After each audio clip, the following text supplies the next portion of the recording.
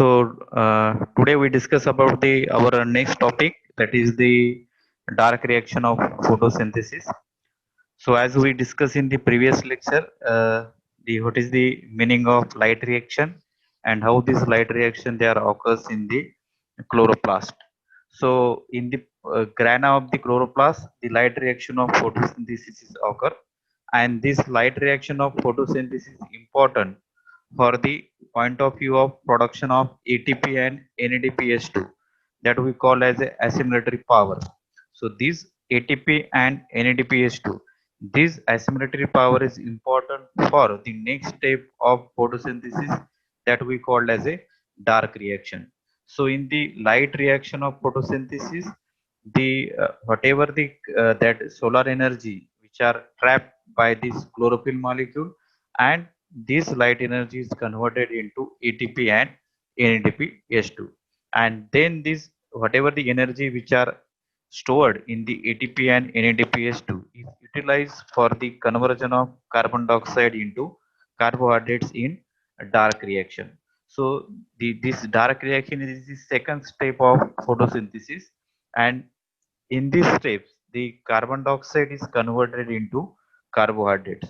So, and why it is name is called name dark is why name is given is dark, because this reaction is occurred independent of light, means there is no need of light for this reaction, so that's why it is called as a dark reaction. But for light reaction there is a requirement of light. Okay, but for the dark reaction, this reaction is independent of light, and site for the this dark reaction is the stroma in the chloroplast. So light reaction is occurs in grana and dark reaction is occurs in stroma.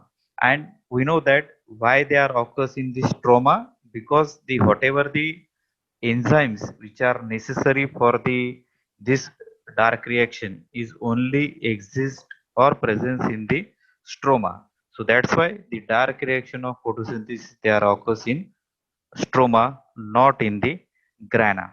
And as we know that in the grana there is a process of light reaction. Why there is a light reaction in grana? Because there is a presence of chlorophyll molecule, and these chlorophyll molecules involved in the absorption of light and conversion of this light energy into, that is chemical energy, that is we call as a ATP and NADPH2. So in the last reaction we discuss about the in detail the what is the light reaction, and in the light reaction we studied that there is a process of, that is the cyclic phosphorylation and non-cyclic photophosphorylation. So the cyclic photophosphorylation and non-cyclic photophosphorylation explain how these ATP and NADPH2 are formed during the light reaction.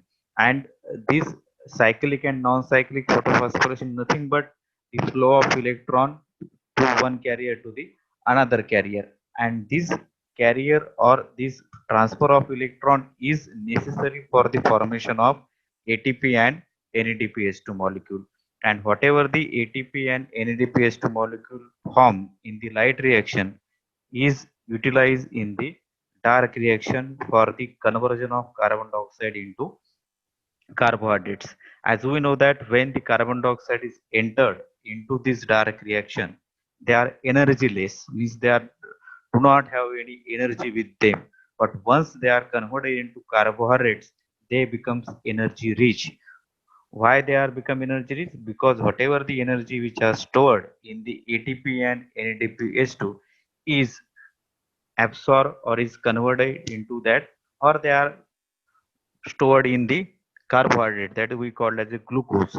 Okay, or that is we call as a in the common name, that is we call as a food. So this in the food this energy is stored in the form of this ATP and NADPH2. So this reaction particularly is a purely enzymatic reaction. So this reaction is occurs step by step conversion of one product to the another product, and this one step or every step of this reaction is catalyzed by the enzyme. So it is a enzymatic reaction, and for this reaction there is a requirement of enzyme, and there is a requirement of ATP and NADPH2 molecule. So this particularly this ATP and NADP is utilized in this reactions. And this reaction particularly occurs in the stroma of the, that is the chloroplast. And we know that the another name, there are several names for this dark reaction. First name, it is dark reaction itself. It indicate that this is independent of light, so it is called as dark reaction. Second name is it is a biochemical reaction. So there is a involvement of some reactions, and that's why it is a biochemical reaction. Then it is also called as a carbon assimilation reaction. So in this step, there is a conversion of carbon dioxide into carbohydrate, so that this process is called as a carbon assimilation reaction. And also there is a one name for this, that is the whatever the stepwise conversion of carbon dioxide into carbohydrates, this reaction is discovered by the scientist Blackman. So it is also called as a Blackman's reaction. And lastly, that is the Calvin cycle.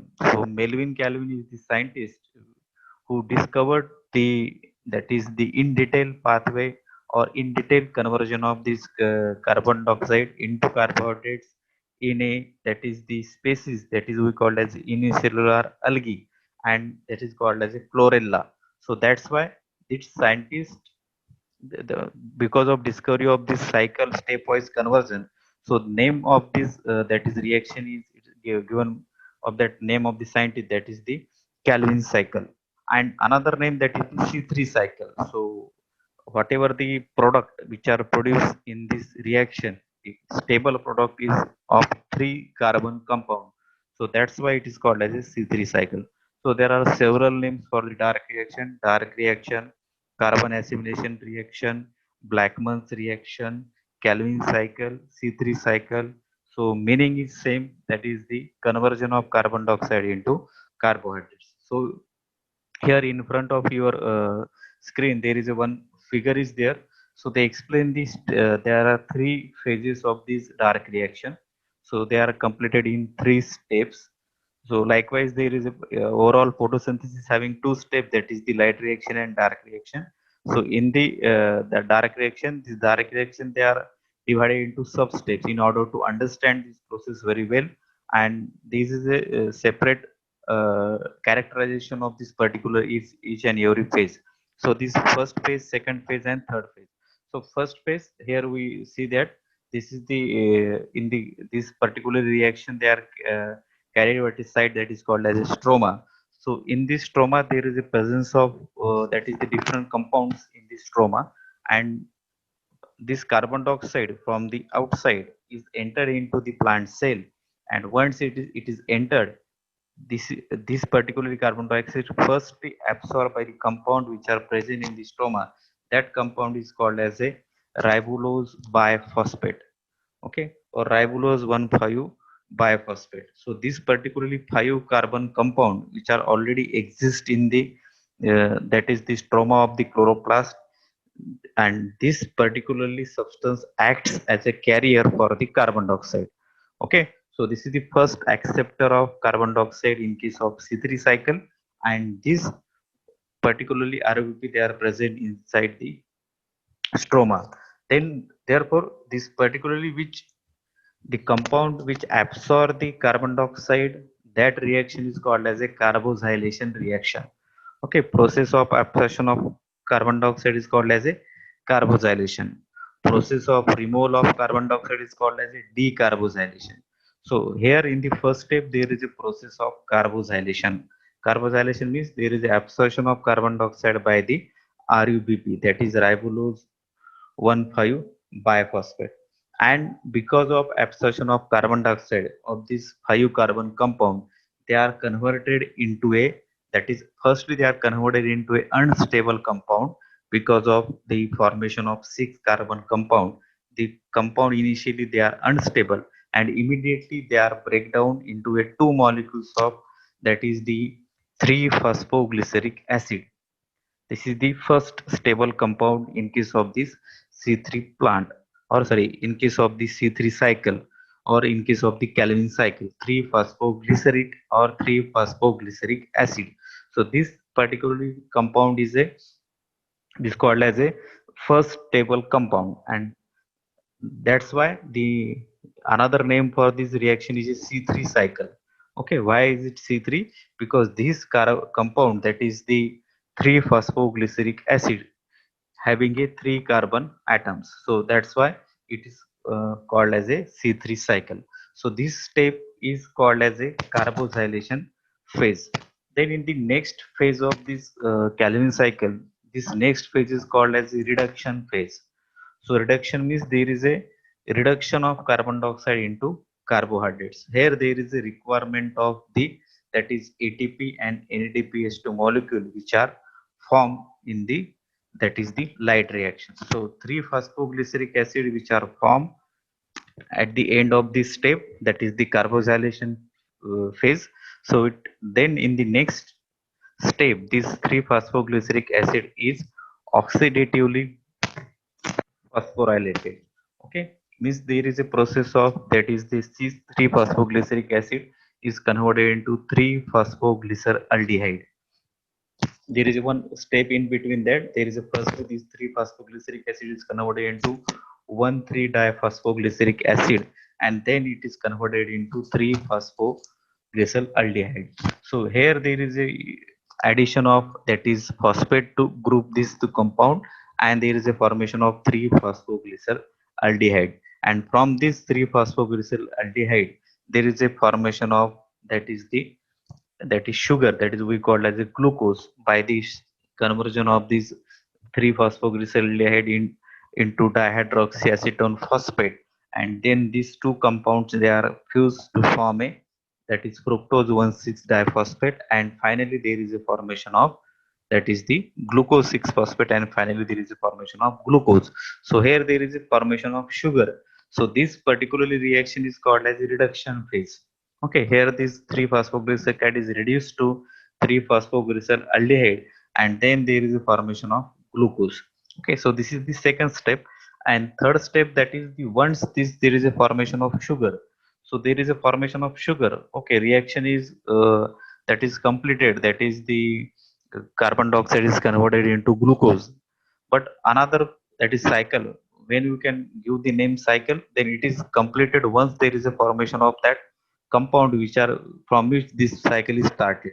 So cycle is started with this formation, that is the ribulose biphosphate, but in this case there is no any ribulose biphosphate is formed, so cycle is incomplete. So third phase is called as a regeneration phase, and this regeneration phase involve the regeneration of this ribulose biphosphate or ribulose 1,5 biphosphate, and this ribulose 1,5 biphosphate is regenerated through this some molecules of 3-phosphoglyceraldehyde which are formed in this step.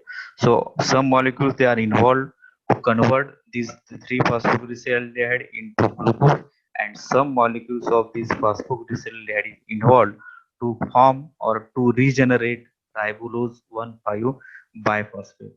Once this ribulose 1,5 diphosphate is regenerated, then we call as a Calvin cycle is completed. Okay, so in this step, the Calvin cycle, there are three important steps: carboxylation, reduction, and regeneration. So these three distinct, that is the phases, they are occurs in the Calvin cycle, and then there is a formation of, that is the firstly there is a formation of sugar, and secondly the regeneration of RBP, because this is the material which are required for the absorption of carbon dioxide. They need to be regenerated.